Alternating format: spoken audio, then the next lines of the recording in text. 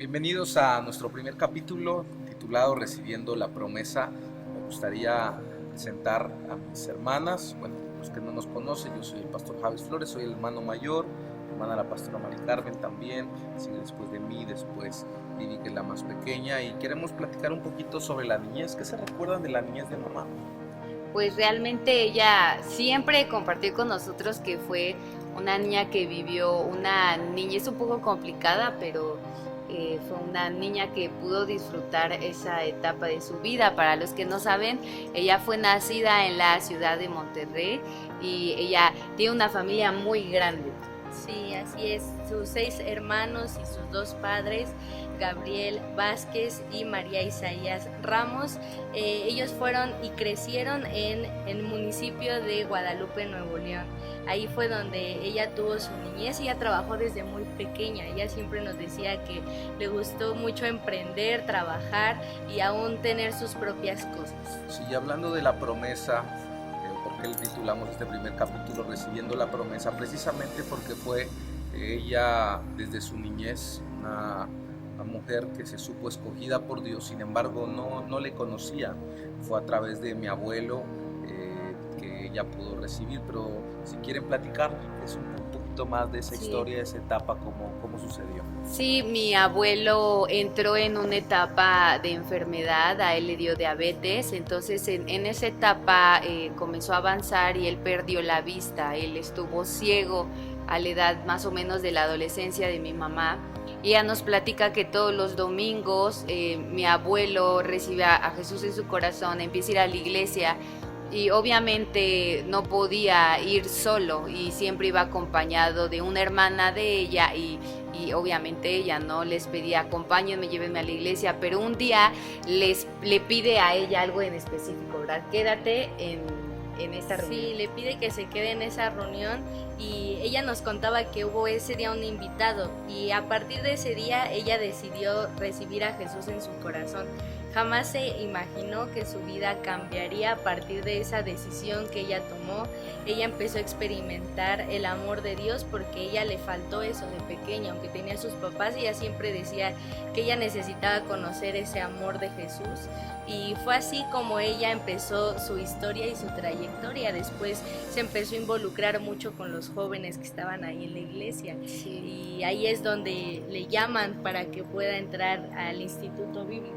Sí, creo que esa etapa del instituto es una etapa muy poderosa en su vida. Quizá es el parteaguas para todo lo que ella desarrolló después, que ella nos platicó muchas ocasiones que la etapa del instituto bíblico fue la etapa del quebrantamiento, una etapa donde Dios la llevó literalmente a depender plenamente de su provisión, de su poder, lejos de la familia porque era un internado y muy limitada en recursos. No sé si ustedes se recuerdan de algo específico en cuanto a esta etapa también. Sí, me llama un poco la atención. Previo a que ella entre al Instituto Bíblico, nos platicaba mucho que cuando ella toma la decisión a sus 17 años de decir voy a irme al Instituto Bíblico porque el pastor le dijo se está abriendo una puerta y aquellos jóvenes que quieran prepararse para pastores, ahí es la oportunidad. Ella va con su mamá, le da la noticia y cuál es la sorpresa que su mamá, obviamente nuestra abuelita, pues le dice tú te vas de aquí, tú pisas un pie en la calle y tú dejas de ser mi hija y si vas a venir a la casa, solamente que sea de visita, no sé si llegaran a recordar. Sí, ella siempre, aún conforme pasaron los años, ella nos decía que cumplió esa promesa de solamente regresar de visita, porque a partir de ese día que ella se va del instituto, ya no regresó más que a visitar a mi abuelita y así fue como ella empezó su aventura y experimentar los milagros de Dios, porque se fue sin nada, o sea, ella arriesgó todo y aún eso creo que nos enseñó a dejar todo y a tomar riesgos. Sí. Sí, creo que esa etapa, bueno, para los que quizás no lo saben, ella estudió en el Instituto del Calvario, que es un internado, y en esa etapa ella manifiesta que el trato de Dios a veces son cosas que queremos evitar y no es algo malo, pero es un proceso, no es un proceso sencillo. En la etapa de quebrantamiento, y a veces nosotros no logramos descifrar esa etapa, es una etapa donde Dios se encarga de modificarte, cambiarte. Es una etapa donde el Señor pone sus sueños, sus anhelos, sus propósitos, donde Él te lleva a un límite donde debes tomar decisiones trascendentes, y creo que es ahí precisamente donde ella decide dejar su casa, irse a estudiar, dejar su familia, comprometerse más con el Señor, sus comodidades, con el servicio. O sea, hay muchas cosas que suceden ahí, y es en ese preciso momento donde ella nos habló de los riesgos quizá más grandes que tomó, porque sin conocer mucho de Dios, siendo prácticamente nueva, una adolescente joven de 17 años, decide darlo todo por el Señor, pero siempre nos mencionó que no es una decisión de la cual se haya arrepentido. Sí, a mí me sorprende siempre porque era muy pequeña. O sea, ella acepta a Jesús a los 16 y a los 17 se va, deja todo. O sea, literalmente todo, se va con la muda que tiene de ropa, se va al instituto bíblico, y ella sí nos hacía mención, ¿verdad?, de algunas cosas que fueron muy complicadas, y en este proceso del quebrantamiento, en donde dice que en ocasiones llegaban las familias los fines de semana a dejar paquetería, o una vez al mes a todos los alumnos, y que a ella no le llegaba nada, ¿no? Y era muy sorprendente cómo aún en esa etapa ella pudo ver la provisión del Señor, cómo gente le amó aún en ese tiempo. Pero hay algo bien específico que nos mencionaba de los baños, ¿verdad? Sí, ella siempre, de haber tenido todas las comodidades en casa, de tener dinero en casa, de cuando ella trabajaba, ella nos decía que cuando entró al instituto a veces ella tenía que esperarse hasta que todas se bañaran y recoger todos los trozos de jabón que sobraban en los baños, porque ella decía que ella quería también obviamente cosas para su aseo personal, y era la única opción que tenía. No podía salir del instituto, tampoco tenía los recursos. Entonces lo que ella hacía es que se esperaba hasta el final y recogía las sobras, y eso era lo que ella utilizaba. Aun cuando ella entró al instituto, ella nos contaba que les pedían uniforme y ella no tenía uniforme, y que una pastora y una amiga le dijo: yo te voy a regalar tu uniforme, es usado pero te lo voy a regalar, y ella dice que lo cuidó y le duró toda su estancia estando allí, y aún ella pudo experimentar cómo Dios siempre fue su proveedor y la respaldó en esa decisión. Sí, para compartir este primer capítulo de la promesa, de cómo recibimos la promesa, a veces pensamos que las promesas de Dios las recibimos en las condiciones óptimas o las mejores condiciones para nosotros, pero muchas veces no es así. Creo que Dios sabe en qué momento nos entrega una promesa, y a veces nos entrega la promesa justo en el tiempo donde es más difícil creerla, donde tenemos las condiciones más adversas, donde tenemos todo en contra, o quizá precisamente en el momento que llega la promesa muchas cosas nos son quitadas.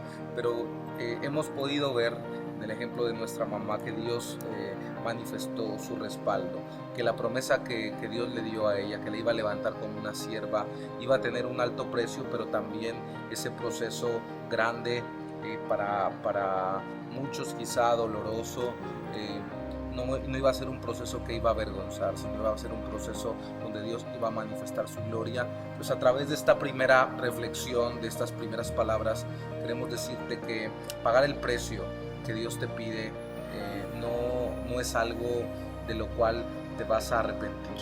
Que pagar el precio para Dios es algo que toda la vida vas a llevar en el corazón, y que verás los frutos de ese precio que has pagado.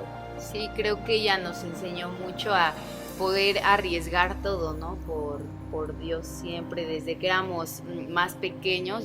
Sé que nos ven muy jóvenes, pero desde muy pequeños ella nos enseñó a dar riesgos en la vida, a aventurarnos en esta vida con el Señor, y yo en lo personal a mis 28 años me sorprendo de cuando le decimos sí al Señor, Él te cambia la vida, Él te sorprende, ¿no? Y ella fue un claro ejemplo de arriesgar todo por Jesús, saber que si tú honras a Dios, Dios te va a honrar y Él jamás se va a quedar con nada. Ella siempre nos decía: sirvan al Señor de corazón, porque Dios nunca se va a quedar con nada. Sí, creo que algo que marcó mucho nuestros corazones fue la dependencia a Dios, el depender completamente de Dios.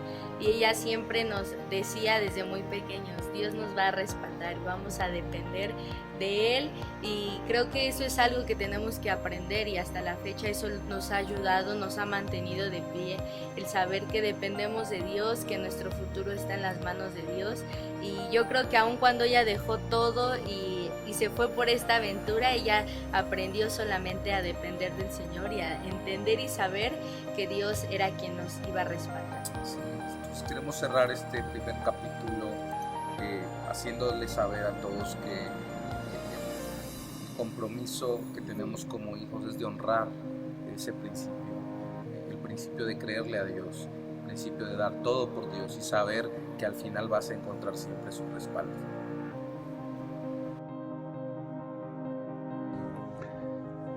Muy queridos amigos y hermanos de Desafío Internacional, Apóstol Julio Flores y querida familia, hoy compartimos con ustedes gratos recuerdos que nos unen a la pastora Lulú.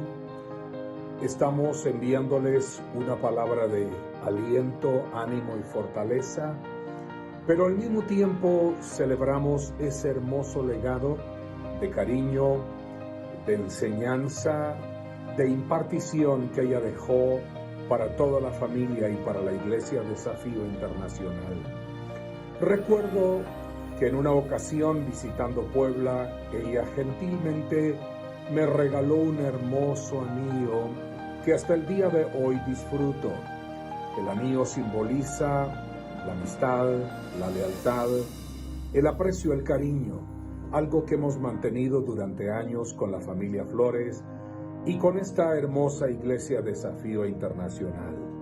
Compartimos con ustedes este tiempo de gratas memorias y les enviamos a todos un fuerte abrazo. Bendiciones también para todos, recordando a la profeta Lulú, una gran mujer de Dios, una persona muy amada, muy querida, la cual todavía recordamos con mucho cariño. Sabemos que ya está con el Señor, pero bueno, ha sido difícil, ha sido duro, sabemos que para la familia no ha sido fácil, pero ella está disfrutando con su Señor, así que algún día la veremos allá en el cielo. Y fue una mujer completamente extraordinaria, que nadie la podría comparar, ni entender, ni saber cómo era, ¿verdad? Así que los queremos mucho, a todos los hijitos y a la familia Flores, al pastor Julio Flores y a la congregación. También les enviamos un fuerte saludo desde Guatemala, Quetzaltenango. Les queremos mucho, el apóstol Efraín Avelar y Dorita de Avelar. Bendiciones. Qué bendición poder traer hoy a la memoria uno de los recuerdos gratos que dejó el apóstol Lulú en nuestras vidas. 23 años de conocerla. Y uno de los mensajes que siempre tengo cuando estaba cerca a mí era la capacidad que tenía de poder tomar regalos y bendecir a su pueblo, especialmente a los hombres y mujeres de Dios. Eso me recuerda mucho a aquella mujer viuda maravillosa que aprendió a multiplicar lo poco que tenía para poder servir y multiplicar sus generaciones. Que este legado le quede a la iglesia y a sus generaciones para ser bendecidos y multiplicados. Recuerdo mucho la fuerza, esa fuerza que desde joven tuvo por evangelizar, por ver a miles venir cuando empezó con ese ministerio de jóvenes. Recuerdo mucho su perseverancia, su valentía, su carácter, porque sé que en medio de dificultades ella se paró como poderosa guerrera y siguió hacia adelante. También recuerdo que ella influenció a su familia de tal manera que hoy vemos el fruto de toda su familia sembrada en el ministerio. Por eso la amamos y la recordamos con tanto cariño.